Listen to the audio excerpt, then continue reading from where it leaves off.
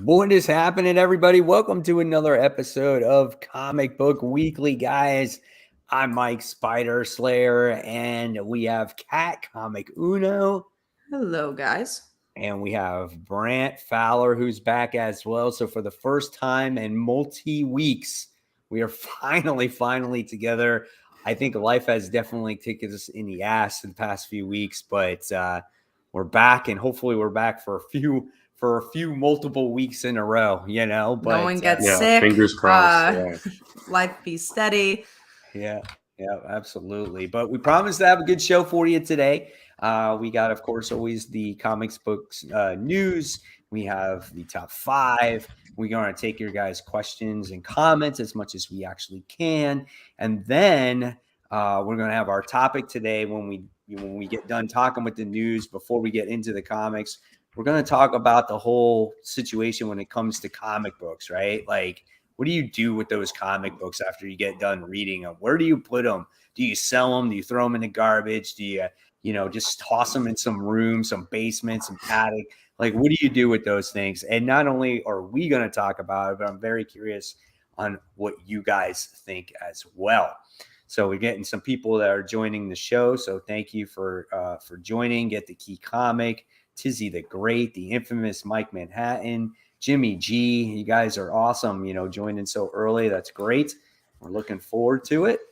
And so, yeah, let's go ahead and get started. Kat, you want to start off with that news? Yeah, so let's start with the comic news because there was actually a lot of media news that came out in the last couple of days. But first up, we have the Lazarus Planet specials coming out. So this is kind of the meshed worlds that we've been seeing, and now we're getting a little bit more information about it. I think there's Maggie Sawyer book coming out.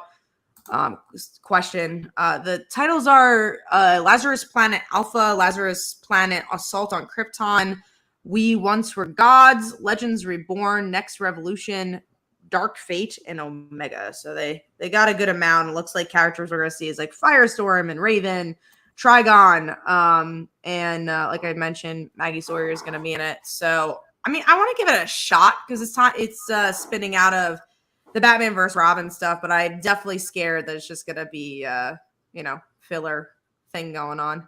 I mean, my initial thought process was like, what they're doing with this, doesn't it remind you of like Inhumans, but for like the DC universe?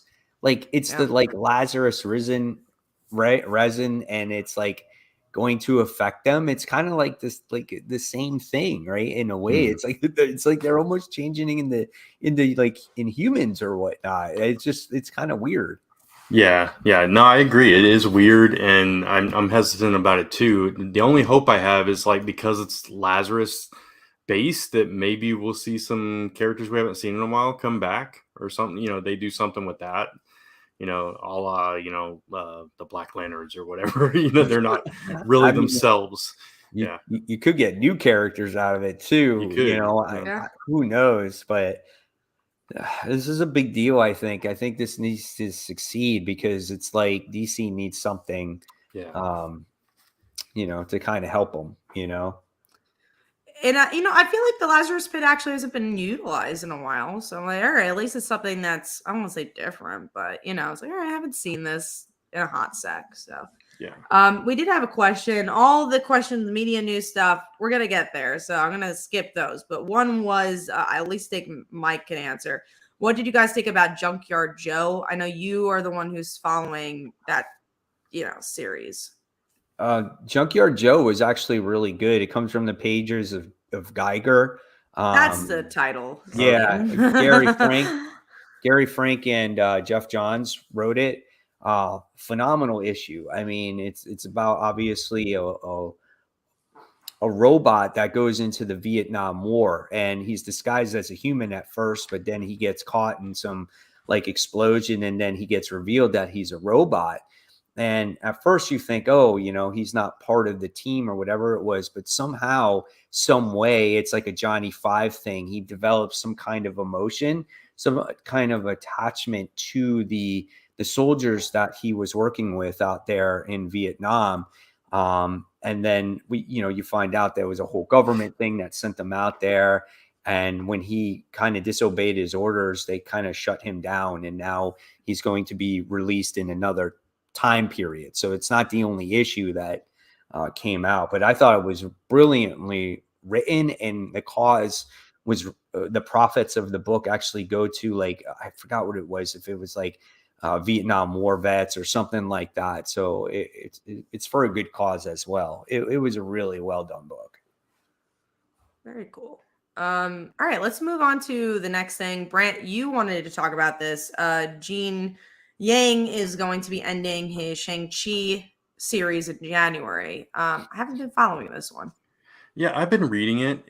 I mean, it's fun. It's not anything like, oh my God, you got to read this kind of thing. But, I keep trying different Shang-Chi series because I really want to get into it because I really enjoyed the movie, and I haven't read movie is great. Yeah, and I haven't read a whole lot of comic stuff with them, at least not recently. And so yeah, I've been reading this one. I've been enjoying it. But I don't know. I can understand why it's ending at the same time. So if that makes sense. It's just okay, It's not something that I'm gonna be like, okay, everybody's got to go read Shang-Chi. So unfortunately. I'm going to set you guys up with another topic as I get a charger for my iPad because it died. And I have my listing of all my stuff on there. But yes, Kelly Thompson is getting her Substack book coming to Image in January. So you guys discuss, and I'll be back.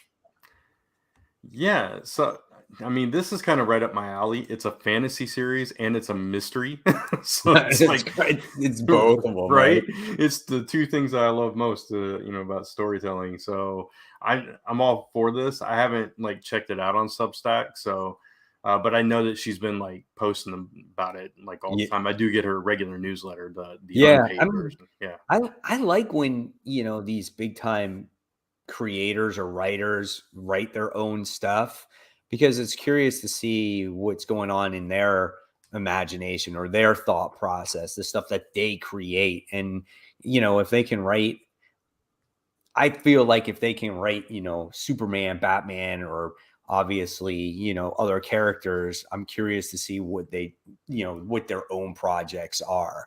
And being that it's going to be on Image, I'm looking forward to it. I think Kelly Thompson's a good writer. So I'm looking forward to seeing some of that. Yeah. Yeah, no, I love her. Yeah, me too. And this article says it's saga-esque drama. So I mean, okay, that could be really good too. That's cool. Yeah, no, I think we'll all be picking up this first issue for sure. And I'm glad that, I didn't read it on Substack. It's not the way I would like to read things. So I'm glad they're also releasing most of them through other publishers. Right. All right, moving on to our last comic news piece, which is World's Finest Secret Identity will be revealed. So the character is, I think, Boy Thunder is his name, which we'll talk about World's Finest in a bit. But this character is actually going to be, DC character we already know, which I don't think we have enough information to really guess who it is. But I've been liking the character a lot. And even though it's, themes we've seen before, they do it in a new, fresh way that I've been really enjoying. So curious to see who this guy will be. My initial thought when I was reading about this, I was like, okay. I was trying to go through all my history, what knowledge I had, and I tried to look up some old Superman stuff, and I'm like, And the thought that came to me was, what if it's somebody from the Legion of Superheroes? And then I started looking at the symbols, and it looks a lot like Sun Boy, and I'm like, okay, maybe there's some kind of connection there to the Legion of Superheroes. That would make sense, right?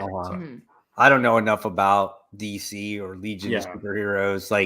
You see his power, it's kind of like it's like heat based or sun based or something like that, So I don't know, but it's hard to tell who he truly is. All I know is based off of we saw, and like I said, we'll go into it more later, but it's it looks like he destroyed his planet.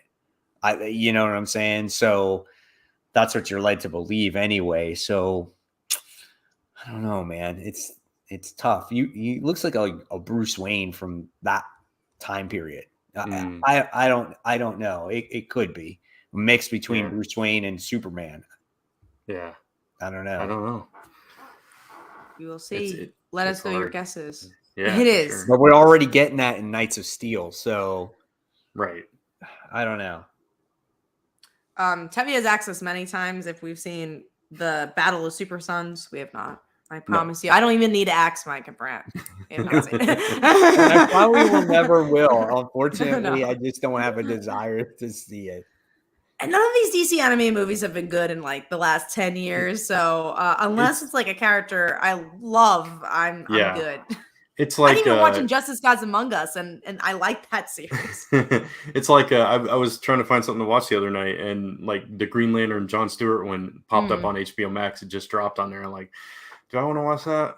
I'm gonna go find something on Netflix. Yeah, right. No, yeah, I think I get so much comic content. I'm like, yeah, I don't need. That's the thing.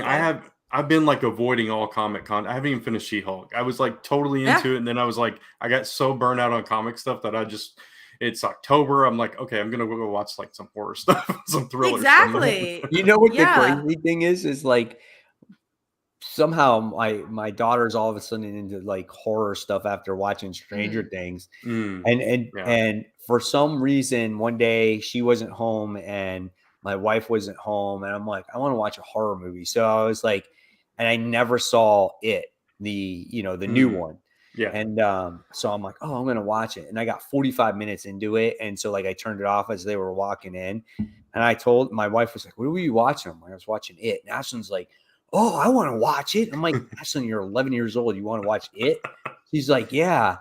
And I'm like, she's like, come on, please, Dad. I'm like, all right, fine. And so we watched it. And she loved it, man. And I was like, this is a really good movie because it's not some. No, it's solid. It's not that creepy. It's not a slasher movie. It's kind of like Stranger Things, you know? It's very Stranger Things. Yeah. I didn't love the second one, but the first one I remember liking enough. Not that I'm like, oh my God, now I'm the biggest It fan because I saw it. Well, yeah. Getting out of the theaters and be like, it's solid. It's a good movie. It's Lisa wants to watch it. Like she's more into the horror than I am. So it's like it's good because it is. It definitely has a Stranger Things vibe to it. And you'll appreciate it. I haven't watched the second one yet myself, so yeah. I watched Friday the 13th when I was like 11 or 12. Same. I watched all of those like slasher movies when I was super young. Well, I wouldn't say super young, but like around that age, like 12, 11. Yeah, I started watching them. What was it? I watched this is bad. I watched Nightmare on Elm Street when I was real young. I watched Jason, Exorcist, Shining. Like Exorcist and Shining. Well, no, I would say Exorcist is probably like oh, that's a little creepy. Shining though, like as a kid, do you think you were that scared? I was. I had nightmares of it from when he went in the bathroom and when he rose from the bathtub. The weird thing is that's not what freaked me out as a kid. It was the twins. Sorry, I can't talk. The twins, yes, the little girls. That's what freaked me out. I was like looking around every corner. I didn't like when the little kid was like red rum, and he's like creepy too. Spitting from his mouth and everything. Like to me, that stuff like that was weird for me. I saw The Shining for the first time like 2 years ago. So, did you really? Yeah, no, because I never had seen it. I was just like, and we saw it in like a theater. It was like, oh, it's playing. Let's go see it. Because I'm more of a slasher person. I love slasher movies. Like that's my thing. I'll watch Psycho, which maybe people don't consider a slasher, but I consider it the first slasher. People are talking about Halloween in the comments, the newest one. It was bad. It was pretty. Was it? Oh man. Yeah, it was. That was bad. Was not a fan of that one. The Exorcist is a movie that I did get scared of when I was a kid. That's a scary movie. For me, when she was just like changing and getting worse and just like twirling that head and just like, oh my God, this is dark. It was just sick stuff, For sure. And then there's another one too from Mike Manhattan says, have you guys seen The Mist? Never seen it. Is that the one where they're trapped in the grocery store? Yes. Yeah, that movie was good. I really enjoyed that movie. And the ending is so sad. The ending is so bad. Oh my God. Heart-wrenching. Oh my God. Yeah. Oh, loved it though. Great movie. It was good, but because of that ending, I will never watch it again. We also had another question in a different direction, but Tizzy the Great says that should be a topic, being burnt out on your own hobby. I That is a definitely good. burnt out. Yeah, you know what? Let's save it. We will save Yeah, it for for another sure. time. Yeah, let's do it. Yeah, But that's yeah, actually we a can really make good it. We one. can definitely make it a show thank you. topic one day. Yep.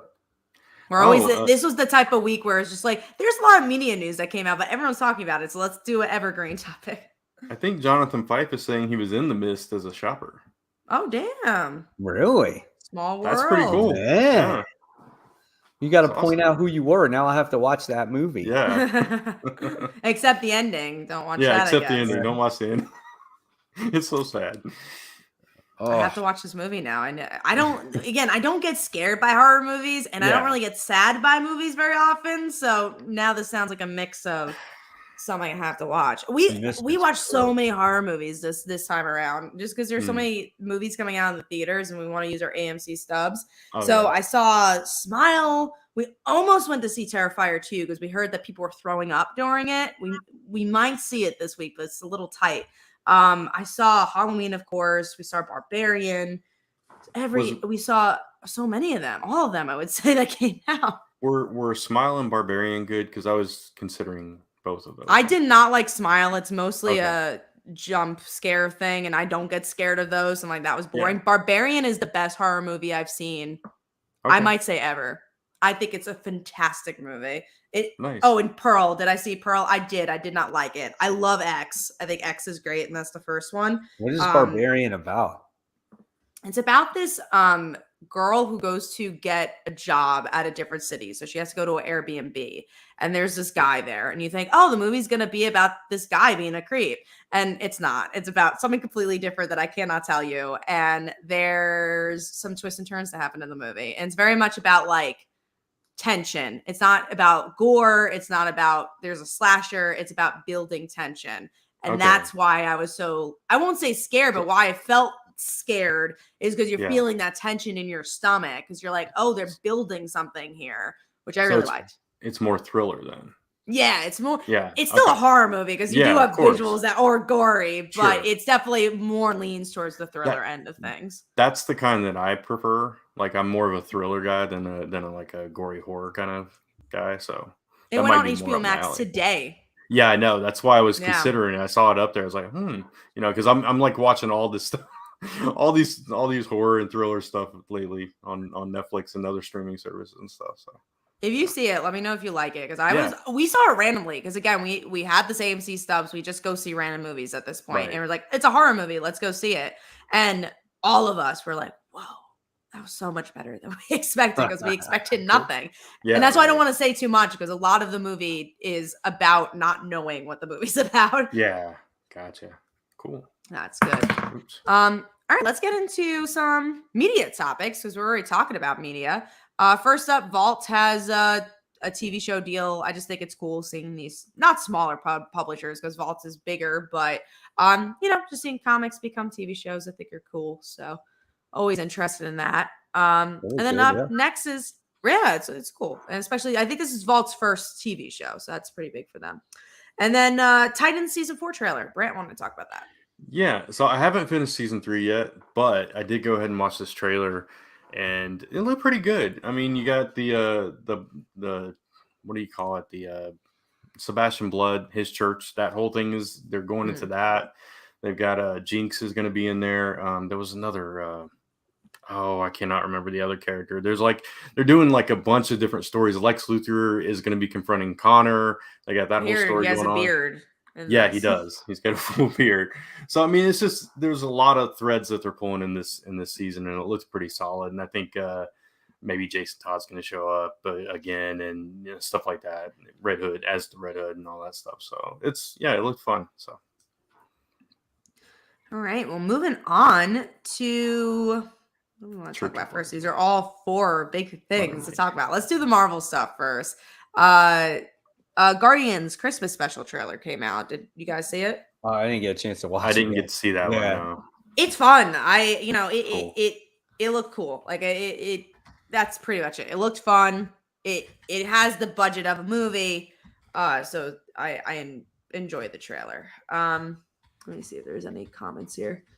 G Key Comics is speaking on Vault. I saw my Resonant for $3.49. I did not know it was going to be optioned. And that's Canadian currency, so that's even cheaper than you would think. We won't spoil the trailer for everybody, but people are talking about something that happened in the trailer.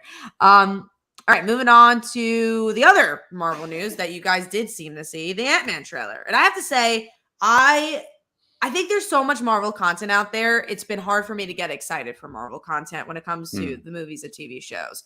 But I've been really excited for Ant-Man. Like, obviously, I love Cassie. I'm super excited to see what Kang's all about. And the trailer did not disappoint. I thought the trailer showed just enough, and I'm pretty excited for it.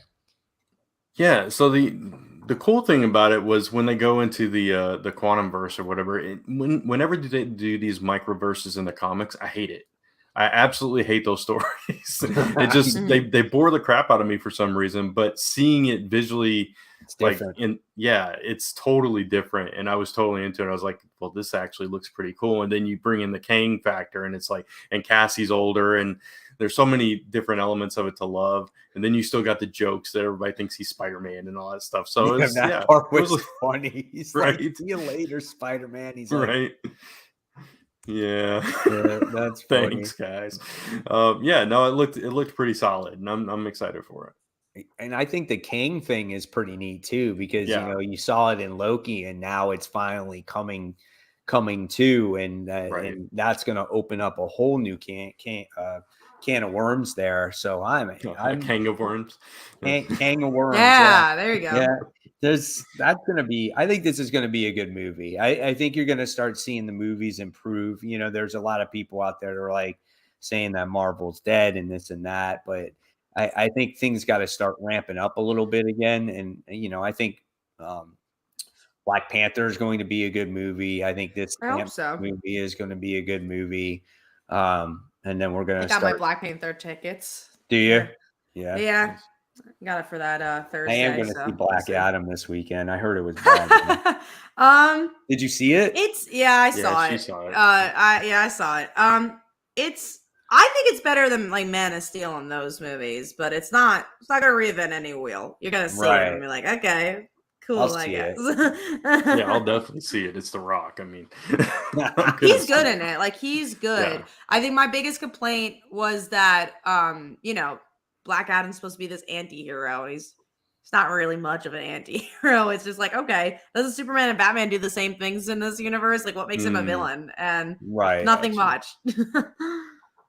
So Frankie No says, do you think the torch is being passed to the daughter? I don't think so. I think this is going to Ant-Man. I don't think so, because I think it's all about legacy, because you have the older Ant people as well. Yeah, you got them all in generations. Yeah. You got all of them in there. You got his father. You got, you got them all. The whole family. Yeah, basically in it. You got Hank, Janet. Cassie, everybody. And I think that's cool, because in the comics you never see like all the Ant-Man people like together and doing stuff, and I think it's pretty cool building a legacy in the MCU. Sure. So let's get into some of this DC stuff. Henry Cavill is back as Superman. Cool, I guess. I mean, wasn't he like not supposed to be Superman, and now it's confirmed that he is Superman? Now he's back, I guess. I mean, we'll see what they do with I any of think that he's stuff. A bad Superman.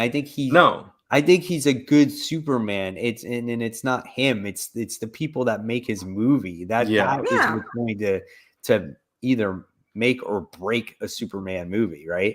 Yeah. Yeah, no, I'm excited to see who will take over, because obviously Snyder has been the only one who did really the Man of Steel Superman stuff. So now we'll get a different voice, which will be interesting. It's sad though. Like, you can't come out with a freaking good Superman movie. Like, that shouldn't be that hard. You know what I'm saying? But it's so bad. You can't make a good Superman movie. You can't make a good Superman comic book. Like, what is wrong? Like, how hard is Superman? Right? Come on. let's just I hope think he. it's just so many shackles that they have. They're like, can't do this, can't do that. I think if Yeah, their writer right. could do anything with Superman, there would be a good Superman story. Yeah, for sure. Let's just hope that he doesn't have the mustache the next time we see him. Yeah, hopefully not. Hopefully he's not filming. I forget what it was. I think it was Mission Impossible that he was filming. Yeah, and it's like it had nothing to do with like his character or anything. I'm thinking like when I go to see this, his mustache is going to be like imperative to his character somehow, and it's like, nah, he's just there. I have a Why can't feeling he it's just shave that it? he probably started it, so Yeah, continuity wise, they wouldn't have been able to I like film all understand of it. that, but I mean, he could have just like they could have thrown in the scene where he shaves the mustache somehow. I don't know. Anyway. So going into our last topic here, it's James Gunn is the head of DC films now, and I That's guess maybe crazy. his partner here, Peter Safran, which is really cool. I mean, I love Peacemaker. I mean, James Gunn, he did a great job with the Suicide Squad. He obviously did a great job with Guardians of the Galaxy, and I think it's cool that a filmmaker is ahead of this because most of the time it's just an exec guy, you know. So Yeah. it's cool that it's like someone who has proven himself in this field, and hopefully we'll make some good stuff and may keep some stuff, question mark. You know, we have the Harley Quinn show that has not been canceled yet. Maybe that could stay. Maybe, you know, we'll get more Peacemaker, obviously, because, you know, he's dead for Peacemaker. So at least we'll have more Peacemaker, which I think is a phenomenal show. If anything, you might have more Suicide Squad. I mean, Yeah. that's That too. Yeah. anything, you know. There's an Amanda Waller show, I think, that's supposed to come out too. So, which, if you watch Peacemaker, is an interesting move. If you haven't watched Peacemaker, it'd be like, why do we need Amanda Waller show? But Right. it makes sense if you watch the other stuff. I think this is a great, announcement that James Gunn's going to be heading up, with the other guy. I don't know much about the Peter Safran guy, but James Gunn, man, yeah, I like his movies. I like his content. I haven't seen Peacemaker, but I could just imagine like what toys he could play with in the DC universe, and if he could convince them to let him do a movie with them, so like thinking about Guardians, we could see something like cosmic, more like Rebels or Legion of Superheroes or something like that would be really cool under his leadership. Tevye asks, what do you think this means for DC animation? I think you're probably thinking, Tevye, it's going to be about direct DVD stuff. Is definitely going to be more of the Super Pets side of things, because Super Pets seem to actually do pretty well for DC. I still have to watch it actually because it came out in theaters right before I had a chance, but that actually did rather well. So I think that's what they mean by DC animations. We're going to see more movies like that. Yeah, probably. So we'll definitely see. Any other thoughts on James Gunn? All right. Well, before we go on to our main topic, let me promote a Kickstarter because I got one going on. So Slice of Life issue 3 is now live. It's doing pretty well. It's only been live for 2 days. So very happy with the results thus far. And we're looking for a $13,000 goal. We're, gearing close to 9K. And the special thing here is that if you back by Wednesday, tomorrow at 10 p.m. Eastern time, we are going to pick one lucky backer to get a speaking role in the next arc of Slice of Life. So even if you back for $1, where you get indie bundle, so you're getting like 6 comics already. So even if you back for $1, don't get picked. You're already getting comics from it. And you have a chance to be part of this, be in the comics. So if you ever wanted to be in a comic book, back the project for $1 and you might have a chance. So we also have some fun covers. Let me get to the GIF. We have a She-Ra cover. We have a mystery cover. So you will find out about it when you get it in the mail. We have a spicy cover. So hopefully guys go check out the campaign. Now let's get into our main topic. So Mike, why don't you introduce? Yeah. So main topic was basically, what do you do with those comic books once you get done reading them? And, some people I know put them away right away. Some people leave them out. Some people pile up their entire house with them. Some people have them in every single room. And I know that Kat, for instance, has not put away her comic books in quite some time. And I've known Kat now for a long time, and I don't remember the last time you put away your comic books. So what do you do with your comic books when you get done reading them? I bag and board them. So what I do is I put them in this room where all my inventory is, and I bag and board my books. That way they're protected. But then I just don't put them in boxes because I'm like, I want to alphabetically do this. So they usually go in like plastic boxes. So they're in a box, but they're not really away because they're not organized. They're just kind of there. So I got to put them in long boxes is the moral of the story. But there's so many books now that it's like, it's a chore. So yeah, that's what happens to them is after the show, actually, I like go into that room, bag and board them, Just throw them in a box in this. just put them in a box. So how many of these boxes do you Oh my have God. at this point? Large boxes, probably like 4 or 5. That doesn't seem like that much. How much? Yeah, but they're like large boxes. They're not Okay. like long. They're like packing plastic boxes. Okay. Yeah, they're like bigger boxes. So Okay. it How probably many would you honestly. think hold in each Oh my container? God. I had to Like how many guess. long boxes worth? I would say like 7 or 8. If I had to Each? guess. Yeah. Oh my No, God. like for all of it. Yeah, for all. No, Oh, for not all each. of I it, would say okay. for all of them. Yeah, I would say Whoa, 7 or okay. 8 is Okay. what needs to be put away. 7 or 8 Still needs a to be lot, put yeah. away. Yeah, like into Wow. long boxes. Oh, 7 or into 8 long long boxes need to be put away. I think it's more, Brant. I really truly Yeah, believe. I There's think it no probably way. is. I don't think still so. I it's think that's where more. we're at. Because some of them are in long boxes now. They're not organized, Okay. but they're in long boxes. So now they like there's my long boxes that are all organized. Then there's the long boxes where I gave up on organizing things, but I'm like, they have to be put in long boxes. And now there's the boxes that are not long boxes that need to be put in long boxes. So how many long boxes do you actually have that are full, like real comic? Oh my book long God, so boxes? many.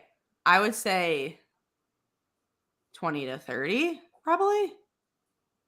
Is my guess. I've never counted them, honestly. I just know that they're in a pile. So I would say 20 to 30. Nice. Yeah. There's a lot There- because it's like everything. I haven't really sold much. So Jonathan posted a short clip of himself in of the mist in my Facebook cool. group. I'll check it So out. yeah, go ahead and check that out. I'm Perfect. definitely Go gonna check it out. All right. That is crazy. So It's you a have lot. that many long boxes and you just put them in plastic bins now. You don't think they get ruined or anything in there, being that you just place them in there? There's probably some flat? that Are they flat? yeah, Or are they're organized. No, they're flat. So they probably are getting ruined because they're flat. Well, I'm actually curious. Do you think flat is going to ruin them more, or do you think this way is going to ruin them more? I know, I guess flat would because Flat this way is how you ruins them usually put it in a more, long box. Because it creates like rolled spines and stuff like that. I think Yeah. there's too much weight and it's uneven weight. I would Yeah. say those need to be put in long boxes soon. But also for me, when I collect my books, as much as I love collecting them to make a profit, I'm not really doing that as much. So it's like, all right. I mean, I'm gonna keep like the nice ones. I keep in like literally the ones that are really nice. I keep like in a cabinet. I was like, these don't belong here. I'm just like, keep that like somewhere where they could keep it safe. So do you have any other comics that are like lying around the house that you still have to read or want to read? Is it just like in people's way, or do you literally just have them in one spot? I just have them all in one spot. It Yeah. literally is all in one spot. It's all in one room. There's maybe like a trade or two around the house, but really just all in one spot. Gotcha. Well, what about you, Brant? Like, what's your life like when it comes to the comics lying around the house? Oh man. I mean, I'm looking to my left and I got like 3 stacks over there. So I do like it's okay. So since I moved in, and since the last time I moved, all my comics are unorganized. They're all in short boxes now because when I moved from Kentucky, boxes. yeah, when I moved from, well, not all of them, but like the older ones. When I moved from Kentucky to Texas, we realized that I should never have long boxes again. So I did all short boxes because they're much easier to move. Yes, I'm right there with you. It's Right? short boxes all the way. Oh my goodness, it was terrible. Because we drove the whole way, and that's like it's a long way. But anyway, so yeah, now what I do is the ones that I'm still reading, I have like a little shelf right beside my desk here. So I put like a stack of the current reading ones there. And then when I get done with them, they move to a stack over by the wall. And then eventually that stack gets so big that I have to go through it and organize it. Then it goes into my closet. And then eventually they'll make their way downstairs to where the short boxes are. But I also have like, there's some in the bedroom, like in various places, just scattered around there. There's some downstairs. There's a whole bookcase of trades downstairs as well. So they're kind of all over the place. They're all bagged and boarded though. So Right. everything's bagged and boarded. So well, that's yeah. good. That's good. It's a mess. I need to go through it all and reorganize. When do you have time? That's the issue. Because that's also, the okay, thing, yeah. when I have time, I rather go through my inventory that I have to for the books I'm selling than the things I have just have for my hobby. So yeah. Oh my god. We've got a whole room for just that. Yeah. I mean, if that's the toughest thing about this hobby, it's organizing and putting those books away. Yes. However, I must say, when it's done, you feel good. I feel so accomplished. I'm like, right? Man, I'm like, look at this. Like everything is put away, right? And so the only time it really accumulates for me is like during the summertime, because I just have so little time. Yeah. But what I normally do, as soon as I buy my comic books, I literally almost right away bag and board them. And then they're bagged and board. And then I take the ones that I'm going to read right away. And like, I have this little like thing that goes under my, like over my armrest on my couch that like holds magazines and stuff like that. And I put them there. And then I'll read those. So I have those there. Then I have a few like on the bar area in my kitchen right over there. And then I got a few comics in my freaking in my bedroom that I'm going to read. I have my high price books in my bedroom, the ones that are worth a lot of money.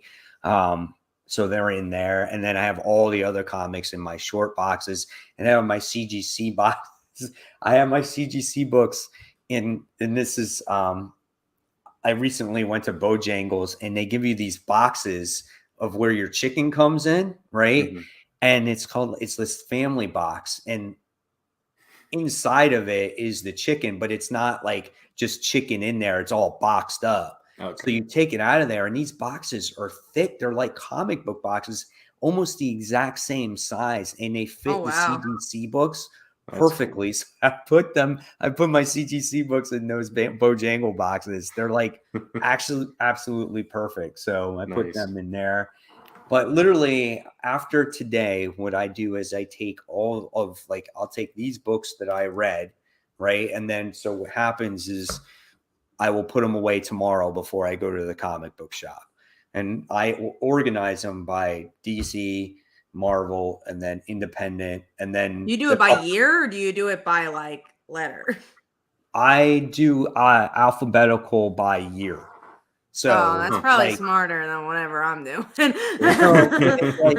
It's hard. So it's just like, so I make sure I label the box DC 2021 or 2022 or whatever it is. This is I never thought about doing it that way. You know? Yeah, no, I do it once literally the alphabetically. By company, but alphabetically. Yeah. Right. Yeah. And then once the new year starts, or I fill up a box, I just continue from there. So like, I won't go back and sit there and go, oh, look, this box has Nightwing. That box has Nightwing. The other box has Nightwing. I just keep it in alphabetical order based off of every single box. So that's kind of like how I do it. And then except Spider-Man, like Amazing Spider-Man, he's got his own box. Yeah. Spawn has his own box. Like there's certain ones that do have their own boxes. I actually have a Spider-Man short box that has like all my Spider-Man stuff in it. Yeah. One of the few long boxes I have is Amazing Spider-Man. So I have like the early run, like say anywhere from, I don't have issue 1, but say from issue 1 all the way to like 300 or whatever it is in one long box. And then everything from there is all in short boxes when it comes to Amazing Spider-Man. And then here, this is stupid. So I got Spectacular Spider-Man in a box, Web of Spider-Man in a box, and then I have miscellaneous Spider-Man titles in another box. So just because Spider-Man is so special, that's why they get all their own boxes. Yeah, you know, yeah, for sure. Makes sense. Yeah. So that's what I do. But I've gotten yelled at plenty of times by my wife that my comics are freaking everywhere. Yeah. So, and I do my best to keep them in my garage now. So that's what I do. So that's it, man. I mean, that's all we can do. But that is the toughest thing about this hobby is just keeping it organized. Yeah. And I like it physically enough that I want to keep it physically, but at a certain point, I gotta really sell the ones I don't. I keep saying this, but I have to organize everything before I do it. But I want to sell the ones I just didn't like that much because I haven't sold any of them. I just have them all, so it'd be nice to shorten the collection a little bit and just like you got to purge it. Yeah, and I mean yeah. that's what I do with my garage sales. So like it's just like purge them 25 cents, 50 cents each, $1, $2, and you just get rid of the ones that you don't want and keep the ones that you truly want, or if you feel that have, you know, value to them that you want to hold on to, or sentimental value that this book means something to you, you know? Yeah, for me, it's just like the books I enjoyed, I would like to keep, but then there's certain books I have like issue 1 and that's it, or I have issue 2 and 3, and I'm like, why the hell do I have these? You know, I don't need them. I don't even have the whole thing. Exactly. Right. So we got a couple questions here. I do alphabetical by character or family book, like all the X titles are under X-Men and all the Spider-Man family books are under Spider-Man. So I do that with X-Men. I have an X-Men box too. Yeah. And it seems like everyone's saying break it by year, which me and Brandon are just doing the wrong thing. Yeah, I guess so. It never even occurred to me. When you bag and board the single issues, do you tape back flap or do you fold the flap into the bag? I actually, someone gave me this tip, and instead of using regular Scotch tape, use painter's tape. So I actually use painter's tape, and now what I do is I take a piece and I put it across like this way, not up and down. That's smart. So that's what I do. And I found that the painter's tape is a lot easier. Like it doesn't seem to stick as much as Scotch tape. Because I use double-sided tape now. Yeah. You can buy bags like that have that, but they're more expensive. Yeah. So I've done that like once, and then it's like, yeah, we need to cut costs there. But yeah, the double-sided tape's not that expensive, and you know it's still a little fuss, but it doesn't stick to your comic when you pull it. I love those resealable bags. Yeah. But what I hate is peeling off the thing off of it. Yeah. And I'm like, it's like I know it does. And it's hard to get it off. Yeah. Sometimes they'll give you those randomly though, because I got a set at Amazon and I just got a regular set of bags, and they got the ones with the the sticky thing, and I was like, oh cool. I got a few of those, but I usually just use tape, honestly, which again, not probably the best thing, but you do what you got to do. That's like, I got my thing. She's like, I got my Scotch tape, I got my Tupperware boxes, and I never said I'm one that you should like follow when it comes to organizing your comics, but I got don't my follow thing. me either. She's got her first appearance at Cassie Lang, all no, she's somewhere else. No, Bob. she's somewhere like else. she's in a cabinet. Yeah, she's like in a nice spot. What do you think is the nicest book you own? Yeah, I have a lot of actually Green Lantern issue ones. I have like a lot of the older Silver Age stuff. Those are nice. Yeah, because my dad collected. That was your dad, right? Yeah, that's what yeah. So when I was growing up, he had extra copies of those too, because sometimes he would try to get the higher grade. So he'd have like 10 Green Lantern issue ones, and he's just because he kept trying to get the highest grade. So so I have a lot of those, but from just from me, I don't know, honestly. I honestly do not know. I know I have the Iron Man his drunk cover or whatever issue that is. I don't even know how much money that would be. I have a Stan Lee signed comic. That's CG Seed. There's probably books that you don't even realize you have that are worth exactly. I don't even remember. Yeah, I think that's my case. Do you have a Spider-Man 300, Brad? I think I do, but I don't remember. I'd have to dig it out to find out. I know I have. How many boxes of comics do you think you have? I'm not even sure, to be honest, because they're all in that little closet underneath the stairs, which is so full right now that So it's Harry Potter. Yeah, it is, and it's hard to walk in there. There's so much; it's so full. But then I've got other boxes that are still in the garage, and then we got all our own comics that are in the other thing. Yeah. And like I said, I've got some up here. I'm not exactly sure. I couldn't even guess right now, but I have sold like a lot of my collection a couple times, like you guys know. So Right. I don't have as much as I would have, and that would have been a nightmare to move. But that is, yeah, I don't know. I was gonna forget what I was gonna say. Was there another question that I didn't answer? Or was that it? No, just This is the issue 300, I think. Oh, the Yeah. 300. Original one, yeah. Yeah, so like I know I have like 297, 298. I don't remember if I think I have 300. I remember seeing the cover. I just don't remember. I honestly don't remember. think I have That's 300 because I wasn't collecting at the time, obviously. Yeah. Yeah. I was. So I don't know. We do have some questions here. First up, let's do this one. The Bronze Page. Do you guys get into other hobbies like statues, Funkos, and comic cards? No, I don't, because that's too much. I got into Funkos for a little bit, and then I got sick of them, so I stopped. I'll get into these. I'll get into these little spurts just to change things up every once in a while. Would you call it a hobby, or would you just call it like Joe collection? There you go. So Yeah. Brant does have his GI Joes, because I have statues, but I wouldn't call that a hobby because of I like that one statue. Yeah. I have like 250 GI Joe figures though. So that's a collection. That's what I call a collection. I mean, I wouldn't say it becomes a hobby. It's just like for a little while, like I bought a few of those those Diamond Select statues, or there was a time where same thing. I bought a few Funkos, but then and then there's another time where I bought a few omnibuses, but then it's just like I realized that I can't continue to buy all this stuff because I don't have the room for it. Right. Exactly. So it's like, what do my options are here? I can't stop collecting comic books because that's my main hobby. That's what I'm most passionate about. Yeah. And I don't want to take up a bunch of space with statues. And the statues, even though they look cool, like the Diamond Select ones, because I don't have thousands of dollars to spend on the huge ones. It's just like there's no value, like money wise. And so eventually, what do I do? Like sell them for like $20 a piece or something like that. You know what I'm saying? They just look pretty. They look great. Yeah. Like I love the way they look. And if I had the space, I would buy more, but I just don't, and I just don't want to buy it just to have it sit on the floor or something. Yeah. I agree. All right. So that's any other questions there, Kat? That you saw worth mentioning? We could do two more. So Tevia has, have you guys gotten into video games? I know all three of us got into video games at some point. In high school, I was really into video games.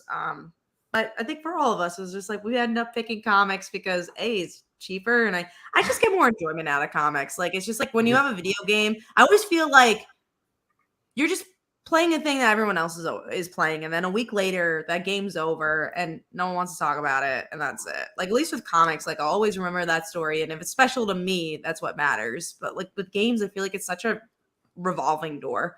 I think and you'll relate to this, Mike, we grew up in a time when like arcades were popular and video game systems were new, and that kind of thing. So at that time, I think everybody was into video games, and I spent a lot of time at arcades, and I spent a lot of time playing Atari and Nintendo and every other system. So at that time in my life, I was very obsessed. Like every week, me and my cousin, we lived together at the time, we would walk down to the video store and rent a couple of games and play them for the weekend. And but as I got older, I think like in my late teens, I played a lot of video games. But these days, I have a lot of video games that are unopened because I don't have time to play anything. Yeah. And it's so immersive for me. Like when I start playing something, like especially something a game that has like a story, then I want to spend hours and hours and hours playing this game, and I just do not have that time. So now it's like Fortnite. I can play a match or two and be done. or mobile games, that kind of thing. So Yeah, exactly. Like I was talking this to Mike. I was like, oh, because he was playing against Marvel Snap. That's what it's called, Snap, right? Yeah, Marvel Snap. Yeah. Yeah, I was So I playing was it. like, oh, you're playing that. Game on. I was waiting for. I was playing Nice. for. Yeah, and I was like, before I go to bed, I'll play like I have a Yu-Gi-Oh card game. I'll play on my Nintendo Switch. I have like a basketball game that I like playing. Things that are just like you said, Brant, 20, 30 minutes. Something that'll entertain me before I go to bed. But not anything where I'm like, oh, Gotham Knights is what someone said. I'm like, I don't want to play any story games unless it's like something I love. Like I love Resident Evil. I'll play Resident Evil. You know, I like Call of Duty. I'll play that. But I'm not. I appreciate everyone's love for video games, but I won't even say it's not my thing. I like them. It's what Brand says. I love them. Don't have time for them. And don't have the money. They're expensive. Yeah, I did play like all the Arkham games. I played all those and the Tomb Raider games because I love both of those franchises. But I mean, you know, you made a good point earlier, Brant. Like we grew up in the golden age of video games, so we've literally have seen it all. You know, and especially that golden age time is when I think it was best because, in my opinion, because it was like we got to see the evolution of how the video games got better. Like we went from Atari to Nintendo to, you know, Super Nintendo, Sega Genesis, like Nintendo GameCube, Nintendo 64. Like we saw the technology get better. And now you're at the point with these video games, like they don't get that much better. You know what I'm saying? Systems, they, you know, it's just like it's minuscule difference, or you get more space on the hard drive, or now you got Oculus and stuff like that, where you get in this metaverse and shit like that. But, you know, which is probably pretty cool. I haven't actually tried that, but like you, as soon as I had kids, like you don't have kids, but once your life gets busy, like you don't have time to dive into that video game like you once unless that's your hobby. Unless that's your main hobby. Like for us, comics is our main hobby. Yeah, I can honestly tell you though, even if I did not read comics, I still wouldn't have the time because my son always plays the video games now. So what I do is if I'm not doing anything, I'll just watch him play, you know, or, you know, kind of play along with him, like with the old school games, because it just doesn't take that long to play. So what I do now is if I have some time, I play mobile games. That's what I'll do. And this Marvel Snap game just came out. For me, it's the best mobile game that I've played in quite some time. And it only literally can take you 5 minutes, if that, to play a match against somebody else, and you can put it away. Or if you have some time, you can play quite a few matches. And it's just it's a really fun game. So I still love video games. I have a lot of nostalgia for a lot of games. You know, one of my favorite games I ever played was like Afterburner and Space Harrier, and I've played, you know, system wise, like I remember playing Gran Turismo forever. Like I used to love that game on PlayStation, but there was so much stuff that I played. I played everything, man. I was just like you, arcades, freaking spending quarters on Street Fighter, Mortal Kombat, like TMNT, Tekken, Simpsons games, just everything that you see in those arcade 1-up cabinets now. All those things are in the arcades. I played every single one of them. So good, man. So good. I remember first time playing Super Mario Brothers in an arcade on a cruise ship. Like I remember there. It was so freaking That's cool. funny. I remember the first time I played Tekken and saw the Drunk Fighter. I was like, oh, this is cool. The animation was terrible. They looked like blocks, but but fun times. Absolutely. But I'll always love video games. Just don't have the time because the games are so long that if I sat down and played for a half hour, I wouldn't even begin to scratch the surface of the game. Yeah, there's Lisa and I have toyed around with doing like a Twitch channel, just like randomly playing games that we've never played before, just to see how bad we do. That kind of thing. So, you know, that's something for down the line you can look forward to. There it is. Up, up, down, down, left, right, A, B, start. That's right. That's Contra. So my wife found this thing on Facebook the other day. and it was a post, and it said, "So they're not telling this. They're not telling us this until now." And so it was a picture of an NES controller, right, with Super Mario Brothers, of a person pressing A and start. And so when you press that, as soon as you die, you press that, and you'll start off where you last left off. That's Huh. cheap. That's Yeah. wow. Okay. Right. And so it's just Yeah. like, and that was a real thing. So supposedly the comments said it was for testing purposes. And they were for people that were testing the game. And it makes sense, right? But how did we not know that we could do that Yeah. all that time? I know, because we knew like what they just posted, the up, The up, down, contra down thing. code. Yeah. Yeah. Right. It's insane. All right. What I is think this? we had one more Okay. comic question. And I mean, many. Yeah, let's get rid of If you guys didn't that. know, Free Girls are in New York Yeah. City. I'm gonna block it. Oh God, yeah, please. We don't need that. Thank you. Jeez. But we do have I think a question about Image Comics. I can't find the comment, but the question was, do you guys remember like early Image Comics? Did you like buy any of them? Yep. I didn't.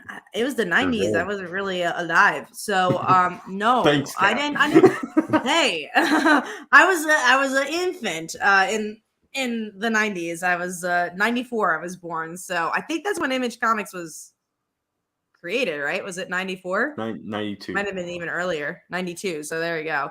So I never got into the old school Image books. Like I definitely am more of the last 15 years I got into Image Comics.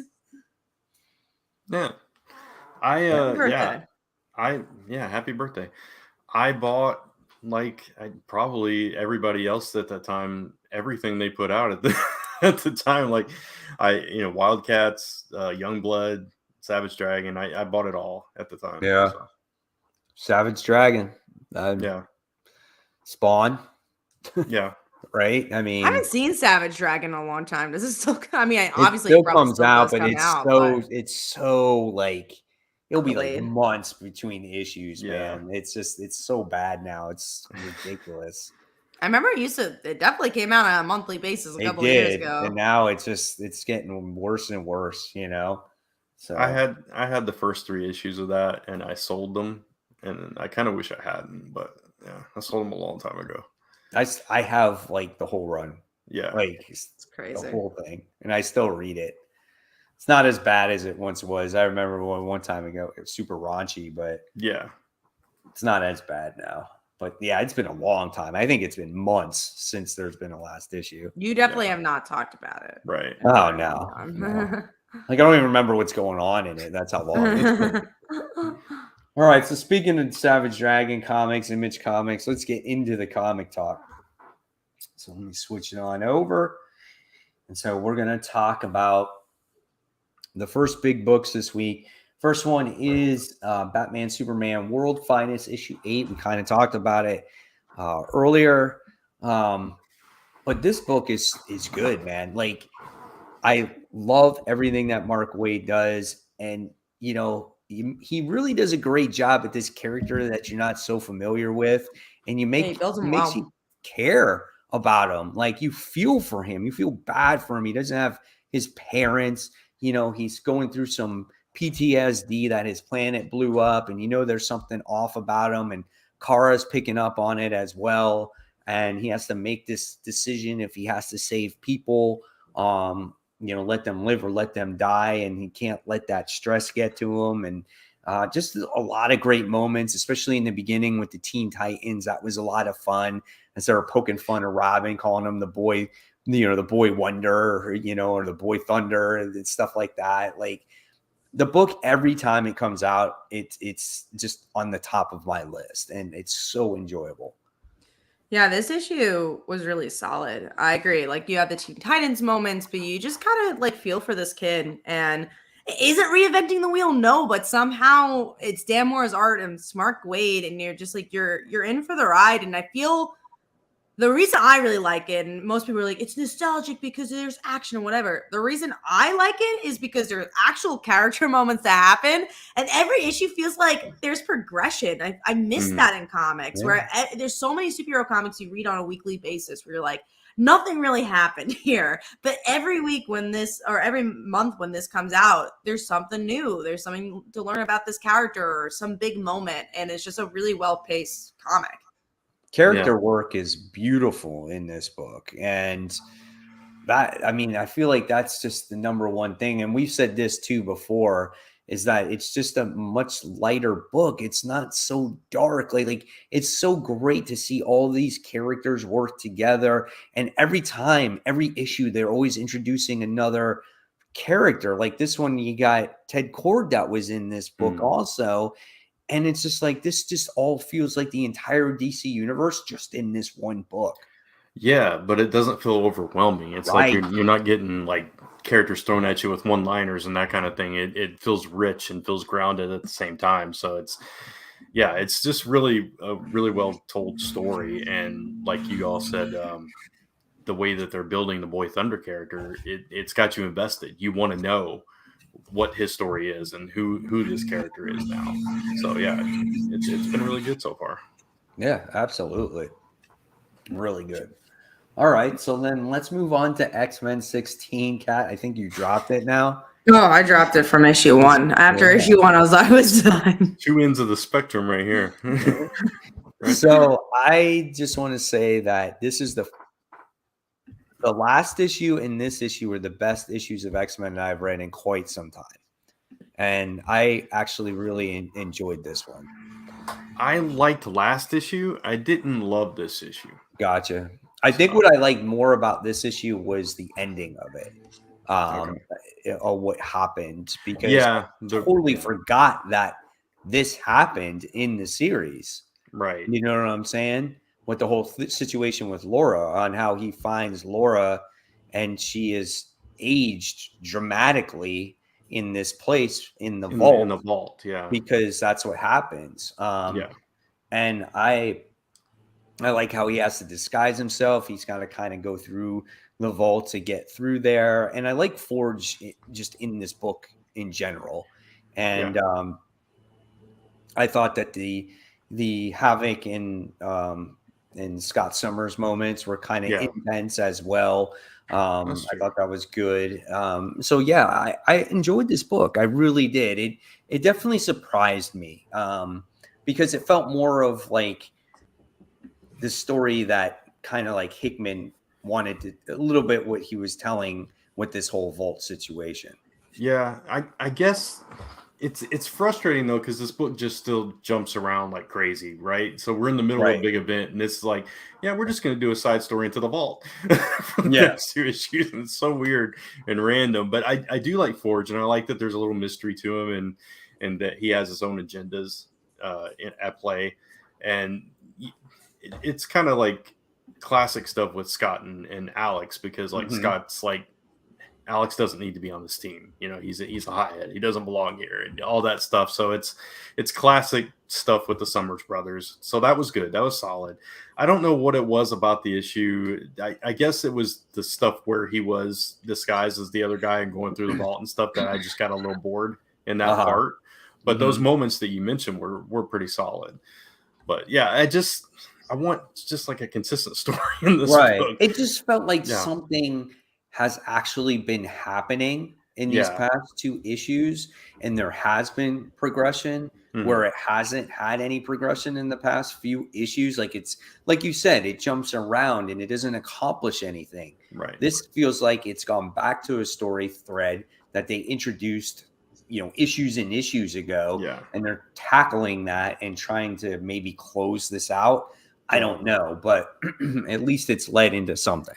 It is interesting that now we have like the reborn Laura that doesn't have any of those memories, and the aged Laura that was in the vault with Sync. So that's going to be interesting to see how that plays out.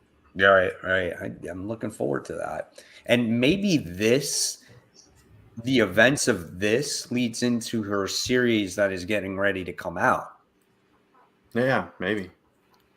So we'll see. That book actually looks kind of cool. I definitely want to get that. I know it does dive into her past though, so I don't know. We'll see what that always has to. X-23 can't tell new stories. She has to always tell old stories. All right, so now we're done with those 2 books. Let's talk about our number 5. And Kat, what was your number 5 this week? I didn't read a lot of books this week. This is a 3-star book. It's Nightwing. Mostly because I like the ending. I want to see where this Rick Grayson thing is going to go. I liked last issue a lot more when we were seeing Barbara and Dick's relationship. This is definitely like a filler issue. And I always feel like this book is really jarring with transitions. They're talking to what's his face, the mobster guy. What's Maroni. Maroni. Yeah. And then Nightwing and Barbara's like, he's in the room. You wanna get a little frisky? And that's the issue. It's like he's literally in the room and just like, no, this is the moment we should have sex and in front of Maroni. I'm like, that's an interesting transition. Like, I get why you want to like see the romance between Nightwing and Batgirl. We'll never say no to that, but it's just, did it really fit this issue? Yeah, Babs wanted it more, man. She's like, I need to get away. Let's get away. Nightwing was like, no. He's like, we got a responsibility. And then it was just like, hey, man, he's passed out on the floor. We got a chance to do it. It's like, I mean, it's so funny. I think it was funny. He was like, man, your tranquilizers only lasted for 3 hours and your ceilings are thin, man. I heard too much. It was funny. It was funny. Honestly, I didn't expect the Rick Grayson thing. And I was kind of it came out of nowhere in a good way. How is this even possible? Right. Like it's the same dude. Like the only thing I can think of, it's some magic thing. I hope though it's not some cheesy like reveal in the next issue. Yeah, like magic, time travel. Yeah, Lazarus like Planet it's stuff, Constantine or something like that. Like that's who it is. Like I hope it's just not Clayface. Clayface, yeah. Oh man, that'd be so original. So let's see. All right, Brent, what's yours? What's your number 5? By default, like I read 14 books, which is kind of a low week for me, actually. Carnage is my number 5. I didn't have a great top 5, honestly. 1 book that I like, maybe 2. Gotcha. But yeah, Carnage, it was okay. Carnage wasn't bad. I read it was better than it had been. Yeah, it's good. I mean, I need you to answer this question for me though. How did he got the piece of Venom from Malekith? How does he have a piece of Venom inside of him? I think it's from something that happened in War of the Realms. That somehow I don't remember. I'd have to go back and read it, but I think somehow he ended up with a piece of Venom at that point. So why does he want a piece of it? He's the spawn of Venom. Why does he want a piece of? He is part of Venom. Well, I mean, we know he's been absorbing powers from different people, so maybe he's just getting stronger. Maybe Venom holds some kind of key to him. I'm not sure. Right? Yeah. But when you think about it, he is part of Venom. And it's weird. So that's why I didn't understand. I was kind of like, that's a head scratcher for me, Yeah. Maybe, I don't know, combining Venom with Carnage is like super Carnage. I guess we'll see. But it's been an interesting story. This thing. So, and I still don't. Yeah, sorry. It was just it's spending too much time dealing with Malekith. Yes. Yeah. They need to move on from that. Well, I guess they have now, but yeah, there was a lot of time spent in the underworld trying to get through all that. So I'm curious what they're going to do with this John Shade character. Like, is he going to stick around? Is he going to be? We're never going to see him again after this arc or whatever. Yeah, I mean, because he's attached to Venom. I mean, to Carnage. Yeah, it's weird. Or to Cletus. Or Cletus. Yeah. Yeah. It's so odd, right? But odd, it is interesting story. So it'll be cool to see what happens. Yeah. All right. What was my number 5? Number 5 was Gunslinger Spawn issue 13. Usually book is awesome. This book was really good too. but it was like it's like in between story arcs, or it's kind of getting ready to start a new story arc. As we're starting to get to see kind of the origin story of Javier, who is Gunslinger, and you get to go back to the 1800s. And by the time you get to the end, you see him as a human. So I guess you're going to get to that point of like how he became the Gunslinger Spawn. That's not where I'm thinking they're going to go with it. I thought it was a good book. It's always a good book. It was just a little slow this issue, but I'm looking forward to it obviously getting better. So never disappoints. It's always been in my top 5. Yeah. All right. So we talked about Nightwing. Let's talk about Thor. Didn't issue like it. 28. It was okay. So I'm so I was tired like- of Thor teaming up with people. Give me a Thor story. So I didn't like the last issue myself, and I could care less really about Venom teaming up with Thor in this issue. But it's Thornum. Right? Yeah, I was like, that's lame. And Yeah, right. But what got me was the foreshadowing of Donald Blake getting ready That's to come the back, only good part of the whole issue. right? Yeah. And I didn't But expect. did we need that to get that? You know, Right. did we need this to get that? Right, Probably right. not. Well, obviously, because he's now got the Venom. He's a symbiote now. Yeah. So now he's a symbiote god. So he's going to wind up breaking free of his prison that he's in, and he's going to make a comeback. And I think that's going to Have be we actually gotten kinda other cool. stories for him to get a comeback? I feel like the last big story was Donald Blake, and then we had all these little side stories, and I was like, Donald Blake's back. He's not going to come back right away, though. I hope not. I have a feeling that it was kind of just a little foreshadowing of what's to come. I think you're going to get another story arc, maybe 2, before he comes back again. But he is going to come back. I think you're going to eventually see it. So I don't know. We'll see. I'm trying to think of what else could happen in Thor. I don't know, but I didn't love seeing a future evil Eddie Brock either. And I was like, yeah, we've seen that that's before. what's going on in the Venom storyline. I know. And I hate that. Like, I Yeah. can't stand that. Yeah, his name is Meredith. Yeah. Meredith. Yeah. Something like that. Yeah. Yeah. And I'm just like, oh, he's like a Kang, but symbiote Kang. That's what he is like. And Yeah. so I don't know. I read Venom last week, though. Anyway, I read it, and it wasn't bad because it had to deal with Dylan. Whenever it deals with Dylan, those stories are better when it's instead of Eddie. Yeah, I read the last issue because it was the first part of a new arc, right? Yeah. So I read that. It was fine. It was better than what I had read before of that series. So. And now, if you want to read Dark Web or it's going to be connecting to the Dark Web thing too. Right. So, all right, cool.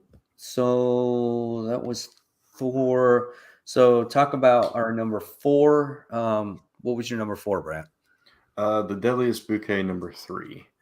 I'm enjoying this series. It's these 3 sisters. Their mom's dead, and they keep getting questioned by the cops, and I just like that there's mystery to all 3 of them, and we're getting it unveiled piece by piece. So all 3 of them are up to something. They got their own secrets. They're hiding different things, and you don't know. And I love mysteries like that.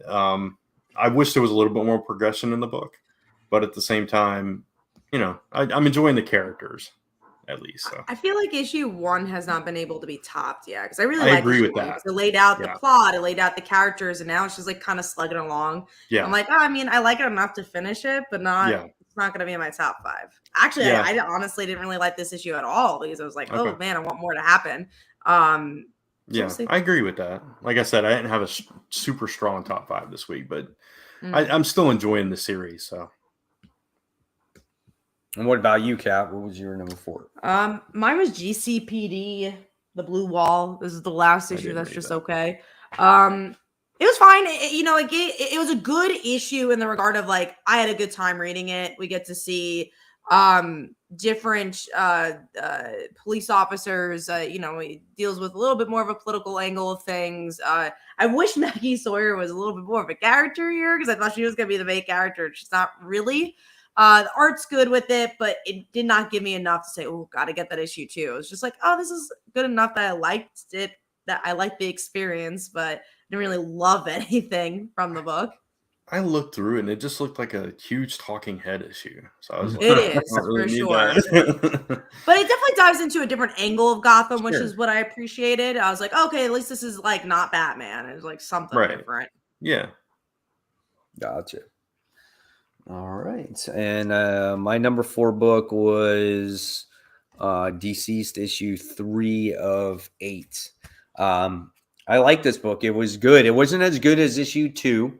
You don't get people's heads getting ripped off, where we got in the last issue. But in this issue, you got Adam Strange that's in there, and he becomes a zombie, and he goes back and he kills his own family, which is kind of dark. And you get to see the funeral of Wonder Woman, because she obviously got killed, and you get to see the point where they get the distress signal when Darkseid and Supergirl take over World, and you also get Lobo in this issue as well, as we get to see a bunch of Hawkmen and Hawkgirls attacking where he was drinking at a bar or whatever, and he starts kicking all their asses, and you find out that like he gets scratched and he doesn't get affected.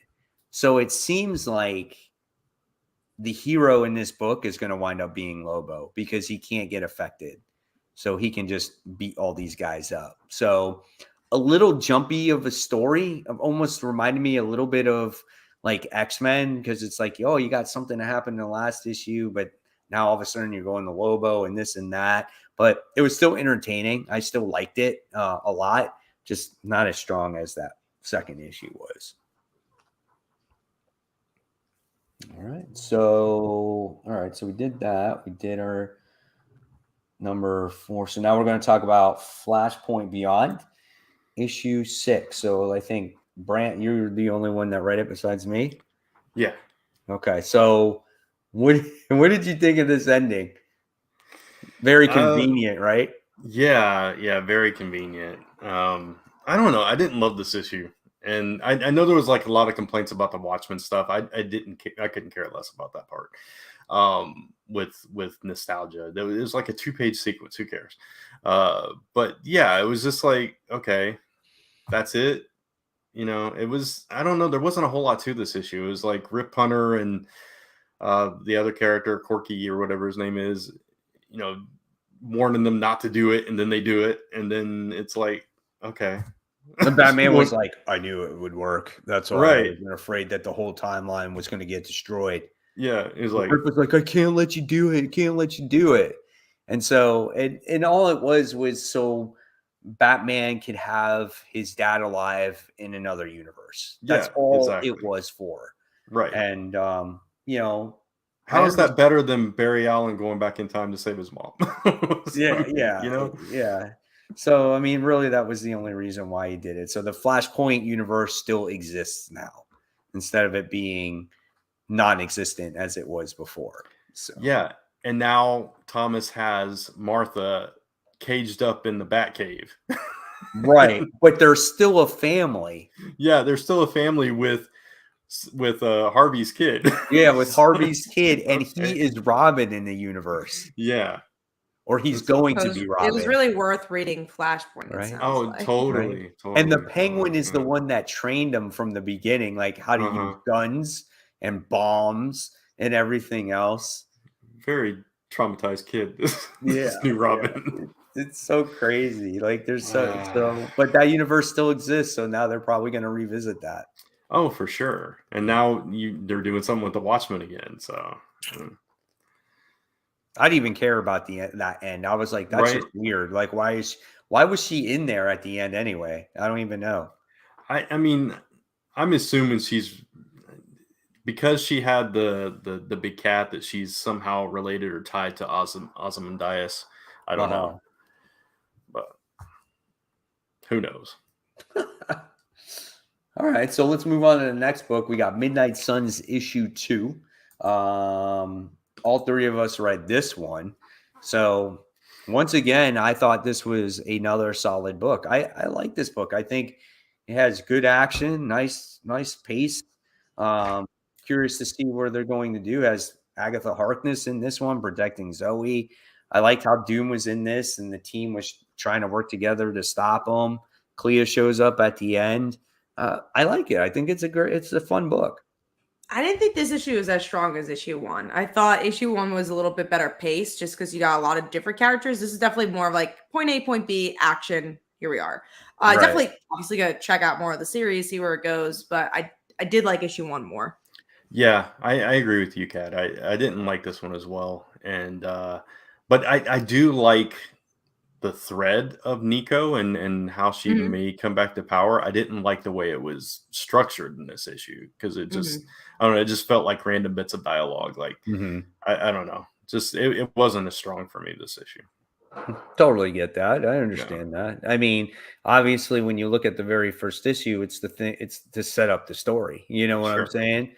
And you set up the story, and you're like, oh wow, that's a pretty cool concept. And then this issue, it goes right into this action with Doctor Doom. Yeah. You know, and so I like the cliffhanger though, because I didn't see Clea getting ready to come in this, and then she winds up does not want to work with these heroes, and they find out that they're in this the dark dimension, which Brant hates, right? Because we just talked about that earlier when they go to these different dimensions. Yeah, it almost feels like though, like maybe taking them off the board is what brings them into the story. So maybe she should have thought about that. But anyway, yeah, I don't know. I did like the connection to Nico's family and Zoe's family with the circle of witches back from the day. Yeah, that was nice. But yeah, we'll see where it goes. Right. All right. So now we're going to go on to number 3. I'll go on. My number 3 was a book that we already talked about, and actually it was X-Men issue 16. And Kat, what was yours? Mine was Crashing issue 2, I believe we're up to. I love the first issue. It was splendid. It's about this kind of Nurse Jackie style book where she's a drug addict and she, has been sober for all these years, and then the adrenaline of these powered people going to the hospital and her having to take care of them brings her back to drugs, and this, kind of makes her fall apart a little bit with her family and her own job, and it's just a really well done character driven story. I like it a lot. Cool. And then what do we got, Brant? Yeah, Nightwing. I'm sure I talked about Nightwing. Okay, cool. And now we will move on to, oh boy, you guys are still reading this. Dark Crisis, Young Justice, issue 5. I love that Fran's shaking his head. I like this issue. I know you started liking it when I stopped liking it. I know. I enjoyed this issue because it showed, at least from in my point of view, like the theme of that these characters are from the early 2000s. Why do they matter? And it kind of has this story of legacy and maybe they don't matter. But I like that they're like, no, we could all like just be together. Just because Damian Wayne exists doesn't mean that Tim Drake can't be Robin either. And I just had a fun time with it. I liked Arrowhead in it. I don't love the art, but I like the message in this issue. The message was fine. I'll give you that. For whatever reason, like the first 2 issues of this book, I loved. Issue 3 started to lose me, and these last 2 have just completely lost me. Well, but I pre-ordered it's so the whole funny. thing. So. Yeah, I know. It's really so weird. Complete opposite. Because it's complete opposite. Yeah. But No. yeah, this felt so cheesy to me, this whole issue. And I Definitely also not cheesy. I will say that. I think the writing it was be purposely stronger. cheesy. Yeah. Yeah. But yeah, I don't know. I'm not loving this book anymore. So there's only one issue left. So yeah, I know. All right. See how that goes. Number 2.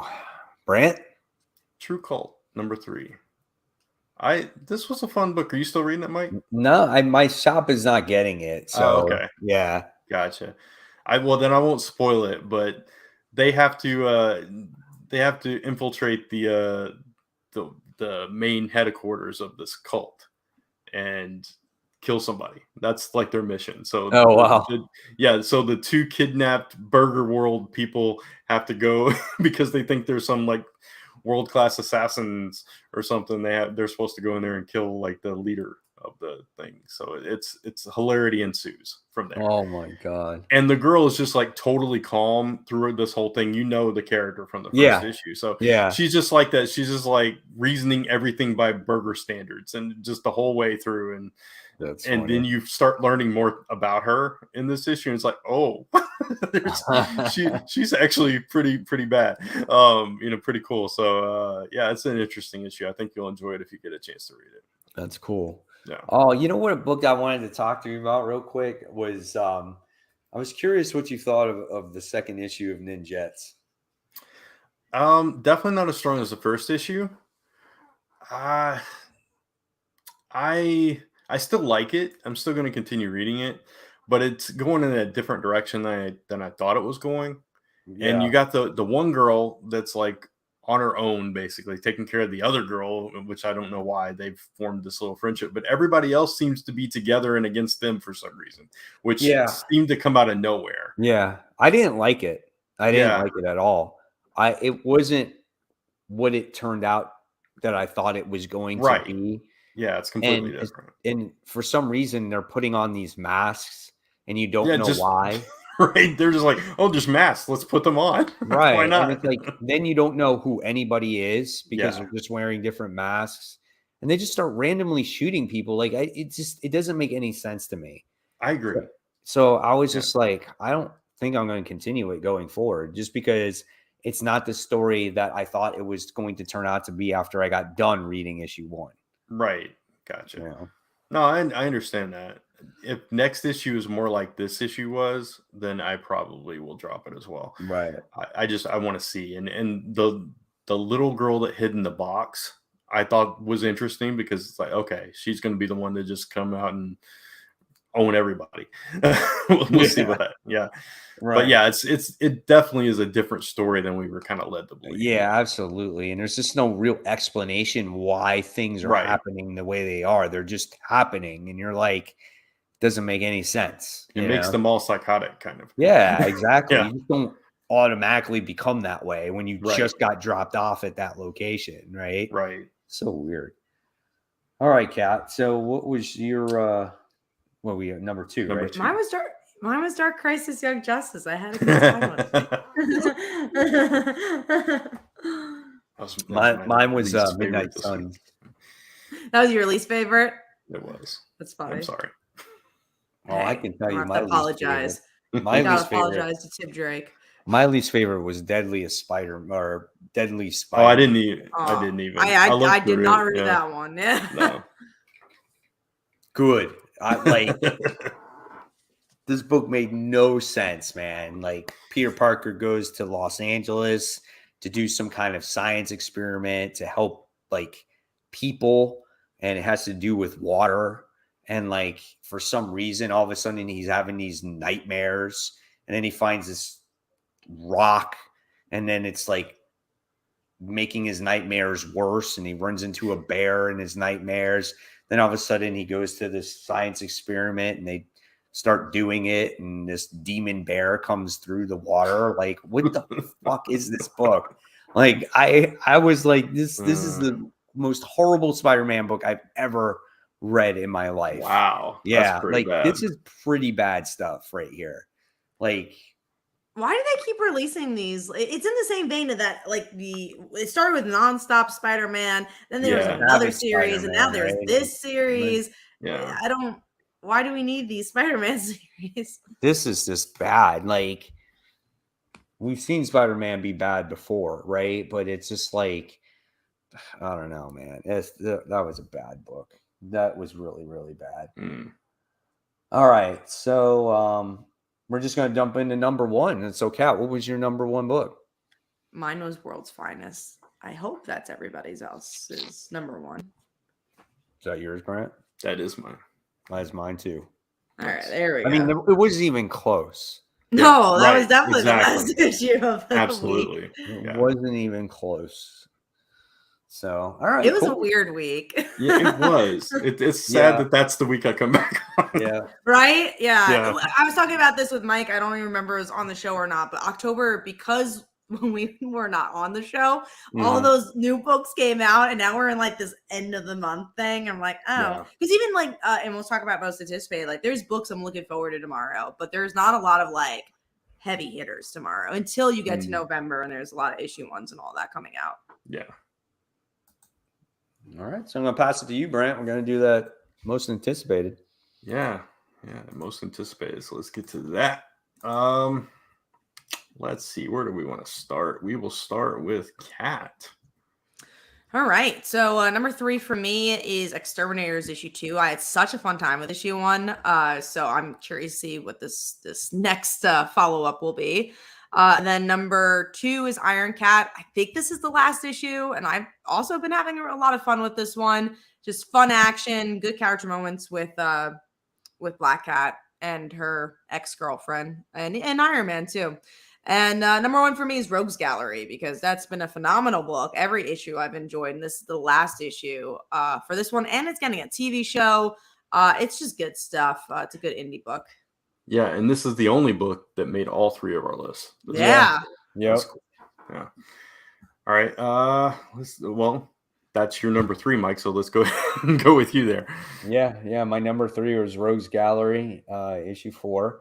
My number 2 is actually your number 3, and it's Strange Academy Finals issue 1. This book's been out for a while, and now we're getting like the second volume to this or whatever it is. So I'm very curious to see how these characters are going, to evolve, or what's the story or the outcome going to be with everybody.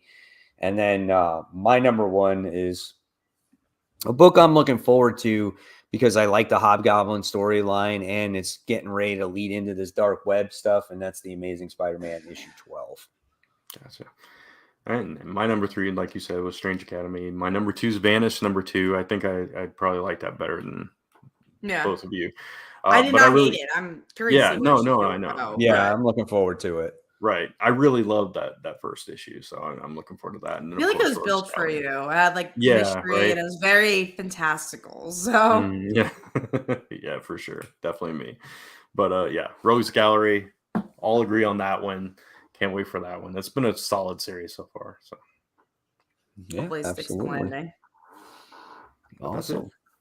Pretty cool. So I guess that's about it, right? Gonna wrap it up. So, all right, guys. So thank you so much for joining the show tonight. I appreciate y'all.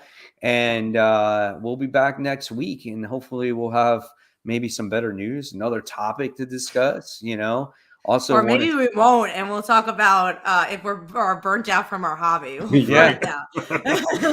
And then we hope everyone has a great Halloween. So it was nice talking about some horror movies and stuff like that. So if you like the live stream, guys, of course, remember, give it a thumbs up. Subscribe to both channels, Comic Book Corner 2.0 and Comic Book Weekly. And don't forget to hit those bells for notification, and then follow us on the social stuff.